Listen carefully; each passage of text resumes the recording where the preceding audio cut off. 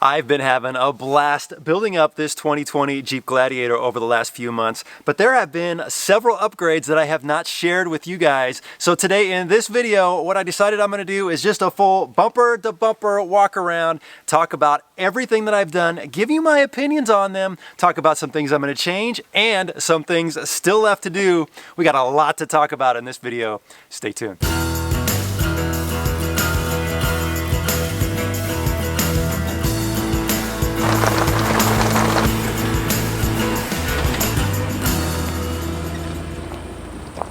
Welcome to TrailRecon, I'm Brad, and today in this video we're going to talk about all the upgrades that I've done to the Jeep Gladiator over the last several months, and specifically a whole bunch that have been done just in the last few weeks that I haven't had a chance to share with you, because recently the Gladiator was invited to attend SEMA and the LA Auto Show, so there were a lot of things that we had to do to get in preparation for those shows. But you know, I've been having some awesome adventures in this Jeep and it performs so well.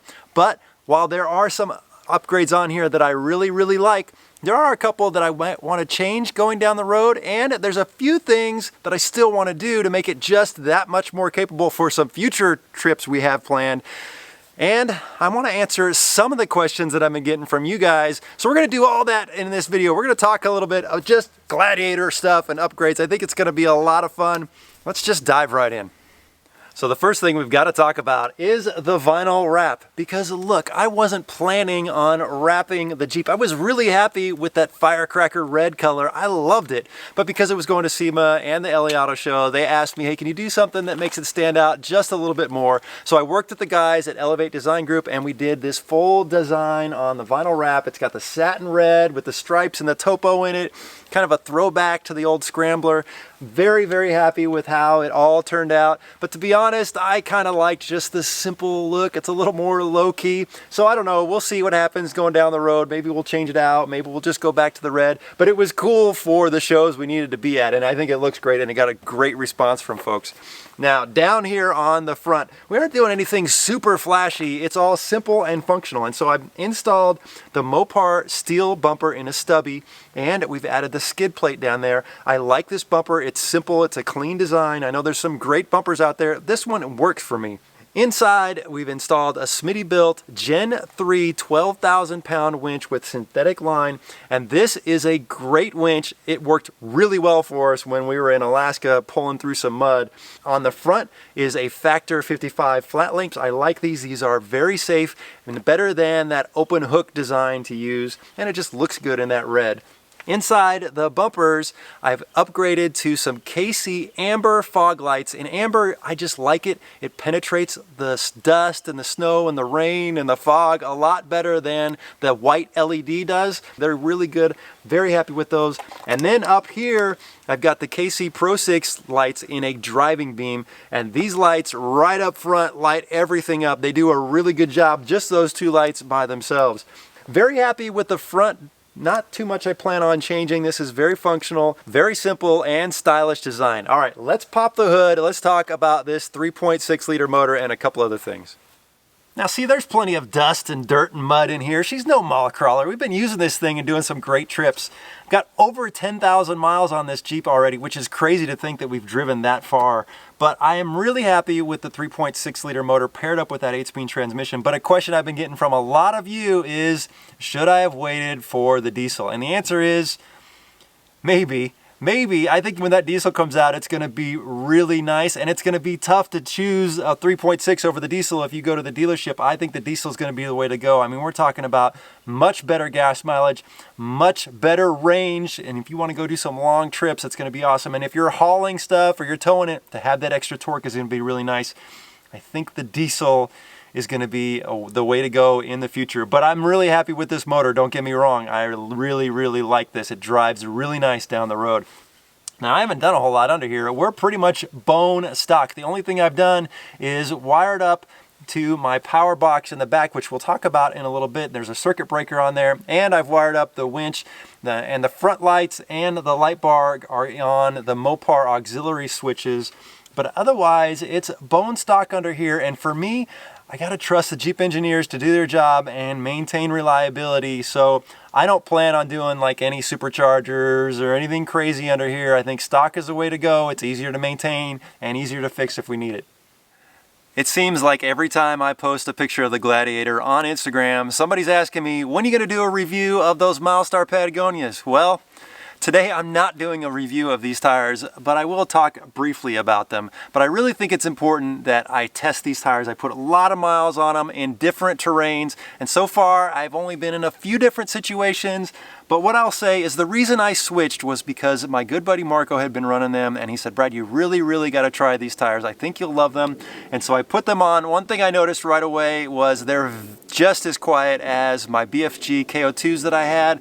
Very quiet on road, and on the terrain that I've had them, they've performed really well. But I really want to put some more miles on them before I give you guys a full-blown tire review. So stay tuned for that. Now, I have gone through a little bit of a transition with these tires. Initially, I put 35s on here on the stock suspension because I just wanted to see, could the Jeep Gladiator handle just 35s by themselves without a lift kit? And while it did do well, there still was just a little bit of rub on the upper fender, but I think you can run 35s with no lift, no problem. Then I upgraded to some 38s when we did the lift kit install, thinking that was going to be awesome. And well, the 38s still rubbed just a little bit, but the big problem I had, because I could have lived with the rubbing, was that I couldn't put a 38 spare in the rear. I can fit, however, a 37 back there if I deflate it and kind of push it forward when I'm putting it up. So I went to a 37. I have no rubbing anywhere, and I can carry a full-size spare. For me, that's important. So I think a 37 is the way to go on the 2.5-inch lift that I have. We'll talk about the lift here in a second, but let me just mention these Icon Vehicle Dynamic wheels that I have on here. I love these things. I love the black outer ring with the titanium center. They have a 4.5-inch back spacing, so it's just perfect for this whole style and to manage these wheels. They look great and they're holding up really well. Now, let's talk about the lift system on here. This is the Icon Vehicle Dynamics 2.5-inch lift for the Gladiator. As of right now, this is not available for sale. They do have a version of this, but they're going to have some other stages coming. This will definitely be one of their upper stages. So what we have up here is we've got some of their springs that are designed to manage the weight of the Gladiator. We've got 2.5-inch remote reservoir shocks. They're all adjustable. And what's nice is I've kind of made it a little softer in the front, a little stiffer in the rear to handle all the weight. Man, this thing is dialed. I tell you, when I first put the rack and the tent and everything on there on that stock suspension and I would go off-road, it was a little soft. I mean, I wouldn't say it was a little, it was a lot soft. Upgrading to this suspension and being able to dial in made it so much nicer. In the rear, they've got some billet control arms, which are super beefy and they just look cool. And they've got a little skid plate on the bottom, so if I go over some rocks or whatever, I'm not going to rip them up, and that skid plate is replaceable, which is pretty cool.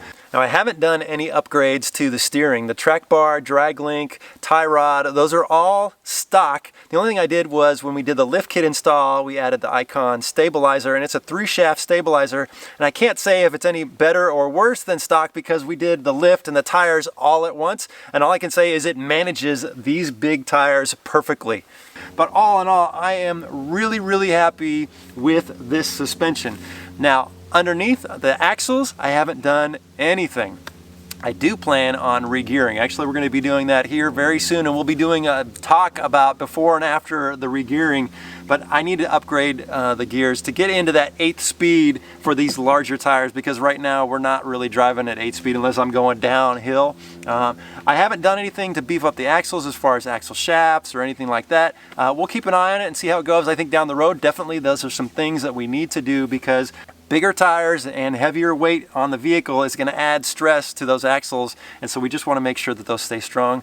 I have not upgraded any of the skid plates. This is the Rubicon, so it does have some skid plates, but I really want to do something that's full belly underneath there, something aluminum. Definitely a future mod that I'll be looking at. Now, the stock rock sliders are going to stay on for a little while, because I had the stock ones on my Wrangler for a long time, and I beat the heck out of those things. These things are pretty durable, and I think they're going to hold up for a while, at least in the interim.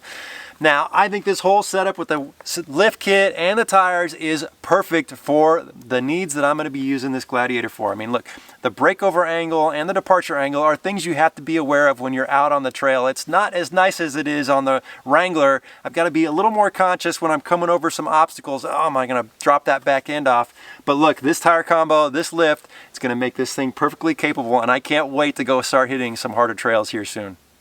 Now, jumping to the roof of the Gladiator, we've got the Rebel Off-Road Halo Rack with the KC Highlights Gravity Pro 6 light bar. Now, I have been running this light bar on my Wrangler for a while. I love the way it looks, and the light output is amazing.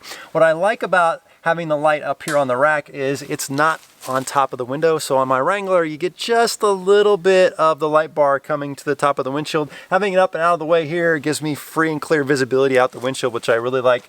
This roof rack is solid. It's really nice. What I like is it's a sleek design that still allows me to take the Freedom panels off if I want to. Now, we're not going to throw a ton of weight up there. It's really made for packing some light boxes up there. You know, I can throw some hard boxes up there. My son and I can throw our sleeping gear, our clothes, or whatever. It's pretty nice. My only complaint is it's tall. It makes the Jeep very tall, and I can no longer get in the garage. Whereas before, I could take the rooftop tent off and I could slide right in the garage with the lift and tires, no problem. I can't do that anymore with this. So I'm going to be making some changes with my rooftop tent, and it might require me to make some changes with this roof rack. We'll see how it all kind of evolves down the road, but this is a great solution if you need to put some storage and some lights up on top of your roof. Now, on top of the bed rack back here, I've got the Rome Adventure Company Vagabond rooftop tent that I've been using for several months. I transitioned from a hard shell rooftop tent to this one because this one's got more room. So when my wife and I, or my son and I are up there sleeping, we've got a little more elbow room. It's been really nice. And this is good quality tent at a great price point. But here's the thing for me in 2020. My plan is to test out some different styles of rooftop tent because there's a lot of innovation happening right now in the rooftop tent community, and I think it'll be cool to use some, test them out, and review them for you. So that's the plan going forward in 2020. This is a great tent. I think if you're looking for one at this price point, it'll work really well for you. Now, this is the Lightner rack system, and this was one of the very first rack systems to come out for the Gladiator, and I really like this. It's got a lot of different modularity options. You know, you've got this small pod and the large pod. You can put rotopacks on here. I'm mounting my lights up here, so I've got some KC scene lights. I've got the dust lights on the back. I've actually mounted an LED light strip underneath on the back which lights up the bed at night. It's actually pretty cool, but you've got a ton of functionality with things you can just bolt up to this bed rack. Now, the thing with the bed rack though is it's all open, and so what I notice is when I've got all my gear back there, I keep my stuff in bags and boxes, but everything gets really, really dirty, and that's just truck bed life, right? So will I transition eventually to maybe a shell camper style, something that's enclosed? It's something I'm thinking a lot about. Now with the fridge and the slider back there, which we'll talk about here in a minute, I'm just worried about the elements, you know, over time, how are those going to fare? So I think having an enclosed shell system on the back here is really the way to go for my use. So we may be making some changes down the road, but so far, I'm very, very happy with the Lightner rack system. It's very durable. Now, in this pod right here, you may have seen a video we did where I talked about installing this little electrical system where we've added a S-Pod Bantam with the HD controller, and this is all my lights, my fridge, everything. It comes right in here, my air compressor. I can control everything from right here, or I've got a secondary HD switch panel inside the Jeep so I can turn the fridge on and off from either in there or out here. Pretty nice little setup. I've also in here is the dual ARB air compressor, so it's nice to have it right here ready to go. And this is one way that I'll be filling up my tires when we're out on long trips. But if I need to pop a bead, you know, if we bust a bead out on the trail, or I'm just on a day trip and I want to fill up really fast, On the back here, I've got a 15-pound CO2 tank from Power Tank, which I love having CO2 out on the trail, especially if you need to reset a bead or if you just want to fill up very fast. You know, it takes a little while with the compressor. Having that CO2 tank, you can fill up super fast. So if it's just a day trip or a weekend, I'll probably be using the CO2. If I'm out for many, many days, you know, I'll have to use the ARB air compressor. What's really cool about the Power Tank back there is it's mounted horizontally, and typically you can't use a CO2 tank horizontally, but they installed a snorkel for me, which allows me to do that just like that. And I don't have to climb in the truck bed to turn it on or off. I can actually reach back around here and get to it, no problems. It actually works really well. I'm very happy with where it's mounted. There's a lot of mounting options. We'll see if I keep it there for the long term. All right, let's hop back in the back of the truck bed. Let me show you how I've got the fridge and slider all set up. Now let me just mention that having a truck bed again has been really nice. I had a truck several years ago and I've kind of missed having one, being able to haul stuff to the dump and haul furniture around, something I've missed, and it's nice to be able to do that again. Now before we talk about the slider, let me just mention these little Cyclone KC lights up here. They're a perfect little dust light. I've got two of them up here. Sometimes when you're out on the trail kicking up dust, that's all you can see is those ambers. It's nice to have those dust lights. And then these little T-slots in the lightener rack was perfect to put a section of LED strip light. It works great for lighting up the back of the truck bed. It was super easy to wire that up. We've done a do-it-yourself project on that a while back, but kind of a similar thing. It's perfect. Now, putting the slider back here was something that I kind of contemplated. I wasn't sure I wanted to do, but working with Tembo Tusk, they've got a great slider that mounts to some mounting plates. So you install these two mounting plates, which are very thin. You got to drill through the truck bed and you've got to bolt those down. But once those are down, then you can take the slider on and off, which gives you full access to the truck bed, which is really nice. Now this is the Extreme Duty slider. This thing is very solid, and what I like is it's got this little cutting board feature on here. Now, we'll see over time if I've got to do any kind of maintenance to these bearings, because, you know, being out in the dust and the elements, I may have to clean these out once in a while. Again, another reason to have a camper shell.